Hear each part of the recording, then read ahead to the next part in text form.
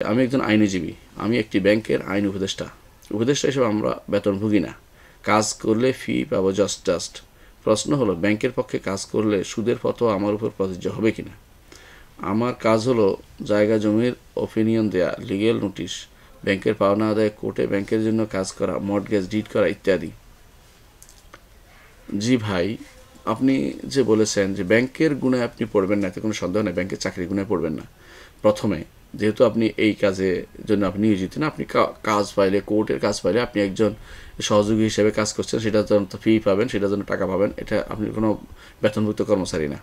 কিন্তু আপনার ওইটুকু জায়গা জায়েজ হবে যতটুকু আপনার জন্য জিনিসটা আপনি হালালের মধ্যে থাকবেন। অর্থাৎ ধরেন আপনি জায়গা জমির অপিনিয়ন দিলেন যে এটা ঠিক আছে, জমিটা কোনো সমস্যা নেই, এটার জন্য আপনার টাকা দিল, এটা জায়েজ, হালাল, জালাল, কোনো সমস্যা নেই। লিগ্যাল নোটিশ দিলেন, জায়েজ, হালাল, কোনো সমস্যা নেই। ব্যাংকের পাওনা আদায়, কোর্টের ব্যাংকের জন্য কাজ করা, এখানে হলো সমস্যা।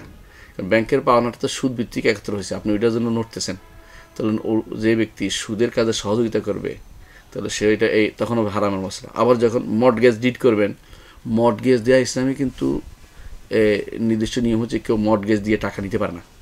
কিন্তু আপনি মর্টগেজ ব্যাংকে নিচ্ছে সুদের জন্য, আপনি সেটার পক্ষ হইয়া কোর্টে গেছেন, আপনি সুদের পক্ষে কাজ করছেন, তাহলে ওইটা হারাম হবে। তাহলে আপনি বুঝতে পারছেন আপনার চাকরির ভিতরে, আপনার কাজের ভিতরে কিছু হালাল আছে, কিছু হারাম আছে।